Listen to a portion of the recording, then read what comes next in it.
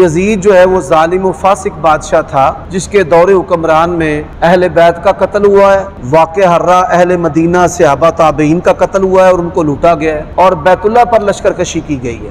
منکرین حدیث جتنے بھی ہیں وہ سب یزید کے حامی ہیں اور سیدنا حسین اور اہل بیت کے مخالف اور دشمن ہیں۔ آپ یہ دیکھیں کہ حافظ ابن حجر اور امام ذہبی اور ابن تیمیہ رحمہم اللہ یا دیگر افراد جو حدیث قسطنطنیہ کا مصداق یزید کو قرار دیتے ہیں، اس کے باوجود بھی وہ اس کو فاسق اور ظالم کہتے ہیں۔ اس کا پھر یہ مطلب واضح ہے کہ وہ اس حدیث کا معنی قطعی اس کو جنتی قرار دینا نہیں لیتے۔ اللہ تعالیٰ ان لوگوں کو ہدایت نصیب فرمائے۔ اہل سنہ والجماعہ کے اندر اسلام کی 14 صدیوں میں یزید کا کوئی حامی نہیں ہے۔ یہ منکرین حدیث کی کتابیں پڑھ پڑھ کر ان کا بیڑا غرق ہوا ہے۔ سیدنا حسن یا حسین یا علی رضی اللہ تعالی عنہم کی محبت میں اپنے آپ کو حسینی کہلوانا یہ بھی جائز و درست ہے۔ جب حضرت حسین رضی اللہ تعالیٰ عنہ کے ایمان پر سوال اٹھائے گئے کہ وہ 3 شرطیں پیش نہ کرتے تو ان کی اسلام پر موت ہی نہ ہوتی، جب ان کی صحابیت کا انکار کیا گیا، جب ان کے قتل کو قتل حق کہا گیا، جب نعوذ باللہ حضرت حسین کو غدار کہا گیا، یہ ساری چیزیں کتابوں میں بھی ہیں اور انٹرنیٹ میڈیا پر بھی ہیں۔ جب ایک عالم زندہ ہے اس سے آپ وضاحت لیں کہ بھائی پھر اس کے بعد فتویٰ لگائیں۔ فتویٰ دینا انتہائی حساس عمل ہے۔ یزید کی محبت نے اور عمر صدیق کی عداوت نے لوگوں کو اندھا کر دیا ہے کہ اس طرح کی غلطیاں کرتے پھرتے ہیں۔ جن لوگوں نے حدیث کے بغض میں یا میرے بغض میں اتفاق کیا ہے نا، چھوٹا ہو بڑا ہو، ہم نے پھر ان کو چھوڑنا نہیں۔ ان کی گستاخیاں اور بے باکیاں جو صحابہ کے بارے میں ہے نا وہ ساری کھول کر باہر نکالیں گے۔ جب ہم نکال کر دکھائیں گے نا ان کے پیٹوں میں سے حضرت علی کی گستاخیاں، تو پھر کیا حالات ہوں گے؟ ان کے ذمہ دار یہ لوگ ہیں۔ اب پیسے جمع کرنا، ان پیسوں کو استعمال کرتے ہوئے مولویوں کو استعمال کرنا، یہ ساری چیزیں آپ کے سامنے ہیں۔ یہ 36 افراد کی بات کرتے نا، 3600 بھی اگر جمع ہو جائیں اللہ کی توفیق سے مجھے کوئی پرواہ نہیں۔ اہل حدیث مکتب فکر شرک و بدعت کے کام کو چھوڑ کر یزید کو بچانے میں لگ گیا ہے، اس کے بارے میں آپ کا کیا موقف ہے؟ میں کیا موقف دوں گا، یہ تو آپ نے ان سے پوچھنا ہے کہ وہ کیوں لگ گئے ہیں۔ دیکھیں شیطان نے ڈرل کرتا ہے۔ شیطان کو یہ پتا تھا کہ اہل حدیث کے عقیدے سب سے بہتر ہیں امت میں۔ قرآن جن عقیدوں کی بات کرتا ہے وہ اگر آپ کو صحیح معنی میں کسی مکتب فکر میں نظر آتے ہیں نا، وہ صرف اہل حدیث ہے۔ دیوبند، بریلوی، شیعہ یہ کوسوں دور ہیں ان عقائد اور نظریات سے جو قرآن میں آئے ہیں، خصوصاً عقیدہ توحید کے حوالے سے۔ تو شیطان وہاں تو ان کو مات نہیں دے سکا۔ اب احادیث میں آئے، بخاری مسلم جس کو سب کلیم کرتے ہیں اہل سنت کی کتابیں ہیں، اپنے عقائد اور اعمال کے اعتبار سے اہل حدیث ہی ہیں جو بخاری اور مسلم میں جو کچھ آیا اس کے مطابق چل رہے ہوتے ہیں، باقی تو اپنے بزرگوں کی کتابیں لے کے چل رہے ہوتے ہیں۔ اب شیطان نے کہا کہ ہم ان میں ڈرل کہاں سے کریں، تو ڈرل کرنے کے لیے اسے کوئی جگہ نہیں مل رہی تھی، تو اس نے پھر یہ سافٹ چیز ڈھونڈ لی کہ یزید کے مسئلے میں انہیں الجھا دیتے ہیں اور انہیں کہانی یہ کراتے ہیں کہ ہم یزید کا دفاع اس لیے کر رہے ہیں کہ اگر یزید کا دفاع کریں گے تو ان صحابہ کا دفاع ہوگا جنہوں نے یزید کی بیعت کی، اور حضرت معاویہ کا دفاع ہو جائے گا جنہوں نے یزید کو لگایا۔ لیکن یہ ان کی ایکویشن غلط نکلی، اس لیے کہ لوگ گھاس تو نہیں کھاتے،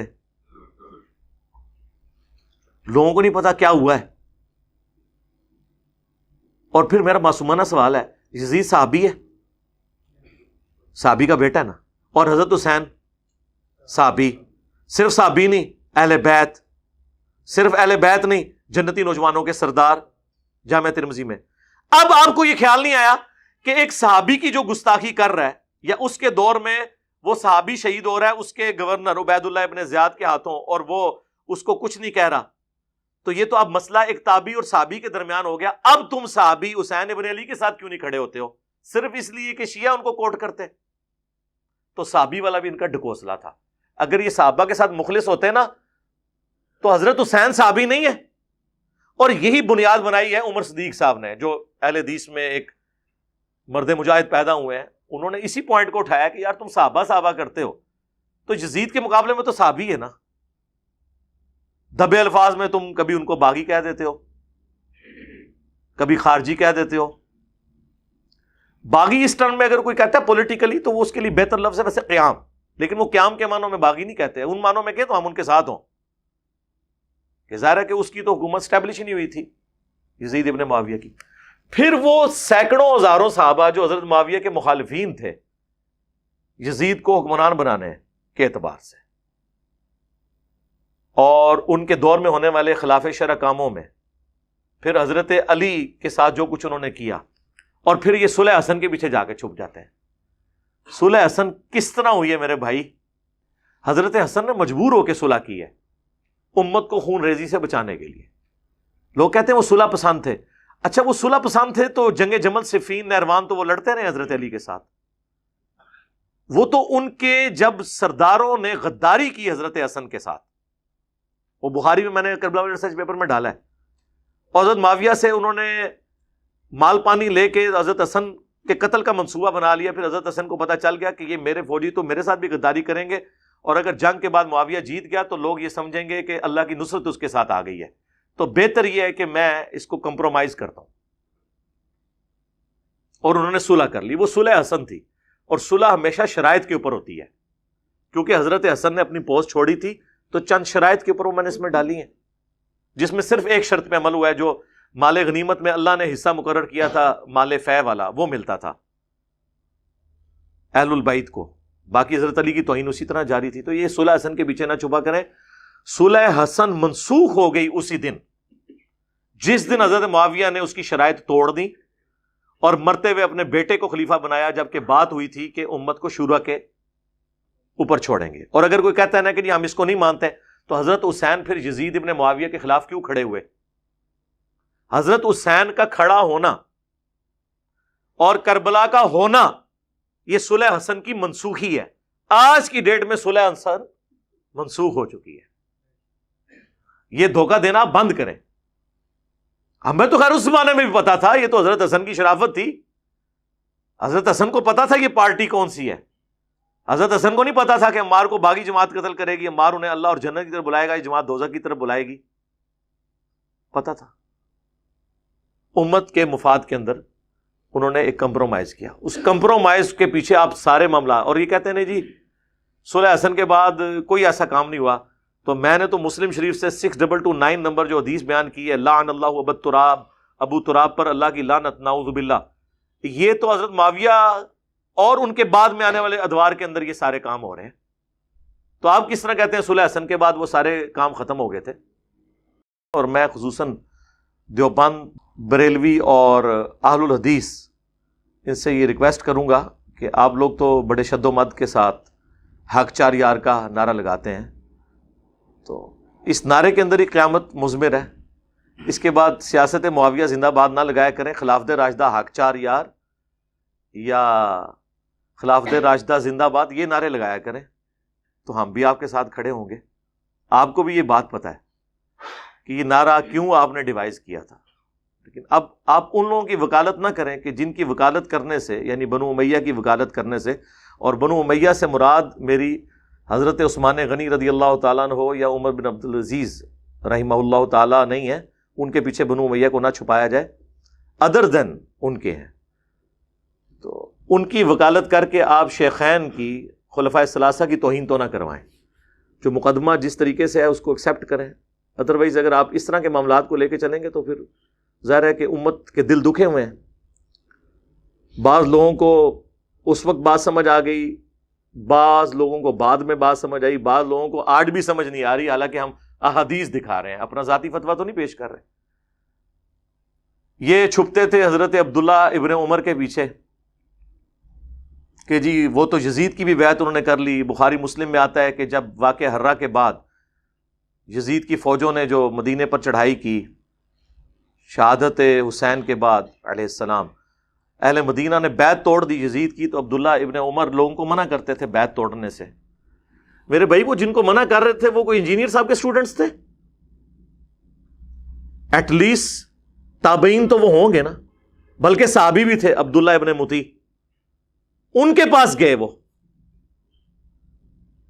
وہ بیعت توڑ رہے تھے کہ بھئی حضرت حسین کو انہوں نے قتل کر دیا، اس کے بعد کون سی گنجائش رہ گئی ہے. اور یہی عبداللہ ابن عمر ہے جن کے بارے میں مجمع الزوائد کے اندر المستدرک للحاکم میں آتا ہے کہ اپنی موت کے وقت وہ کہتے تھے مجھے کسی بات کا کوئی غم نہیں ہے، میں نے پوری زندگی پیشن کے ساتھ اللہ کی اطاعت میں گزاری ہے، سوائے اس بات کے کہ میں نے باغی گروہ کے خلاف حضرت علی کے ساتھ مل کر قتال کیوں نہیں کیا؟ جو بات عبداللہ ابن عمر کو اپنی موت کے وقت سمجھ آئی، حضرت علی کے ساتھیوں کو ان کی زندگی میں سمجھ آ گئی تھی. یہ کوئی چھوٹی بات ہے. لہذا عبداللہ ابن عمر کو کوئی کوٹ نہ کیا کرے.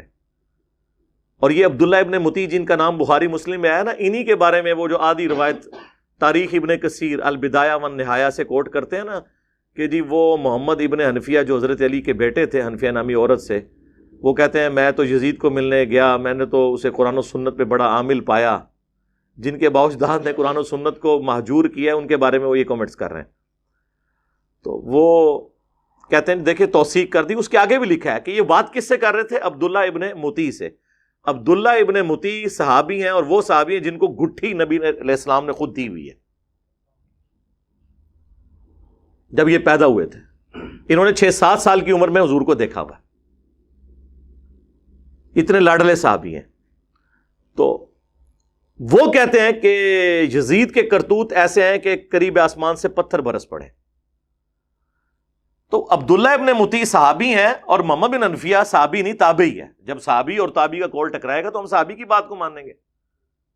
ویسے تو یہ صحابہ کی رٹ لگاتے ہیں، وہ یہ اسی طریقے سے ہے، وہ جیسے لوگ عشق رسول کی رٹ لگاتے ہیں، لیکن جب رسول اللہ کی کوئی بات پیش کی جائے تو ماننے کے لیے تیار ہی نہیں ہوتے.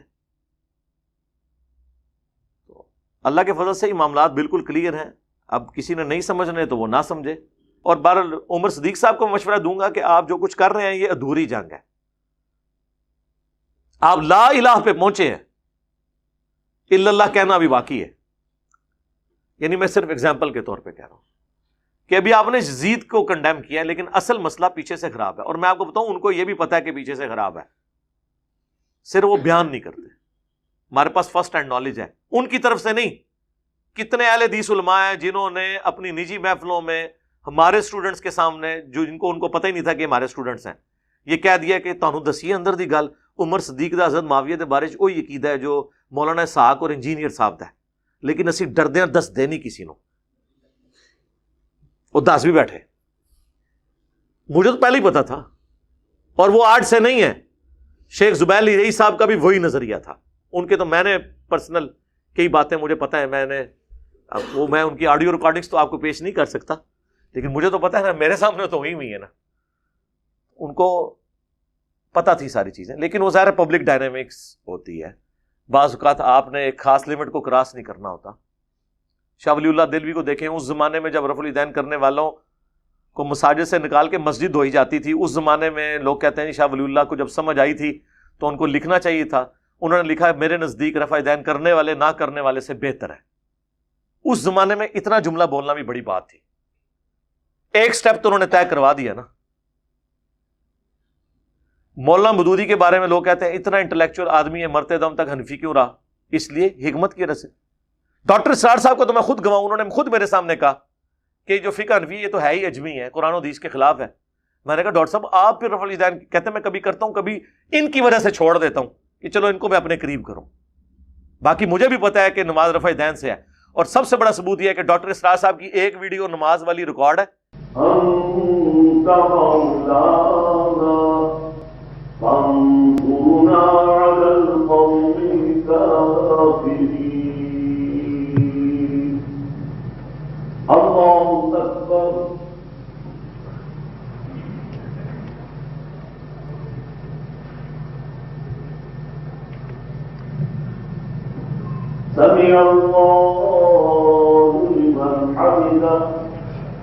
وہ نماز سائیڈ سے کیمرے سے ریکارڈ ہوئی ہے، یوٹیوب پہ رکھی ہے، رفع الیدین کے ساتھ ہے. آمین بھی اونچی. آج بھی ان کی مسجد میں چلے جائیں اونچی آمین ہوتی ہے.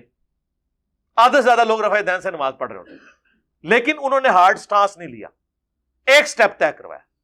یہ سارے سٹیپ لوگوں نے جو چھوڑے ہوئے تھے نا، میرے لیے چھوڑے ہوئے تھے. ہاں جی، میں نے آ کے یار کہا کہ ٹھیک ہے یار نکلو بس ٹھیک ہے. دیکھیں ہر ٹائم کا ہر ایکٹیویٹی کا، ہر کام کا ایک وقت ہوتا ہے. جب وہ وقت آتا ہے نا، اس وقت ہی اس کام کا ذرا یعنی فائدہ اسی وقت ہوتا ہے. حالات و واقعات جب اس کے اجازت دے رہے ہو. اس زمانے میں یہ چیزیں اجازت نہیں دیتی تھی، اس لیے میں ان کے بارے میں نیگیٹو انٹینشن نہیں رکھتا.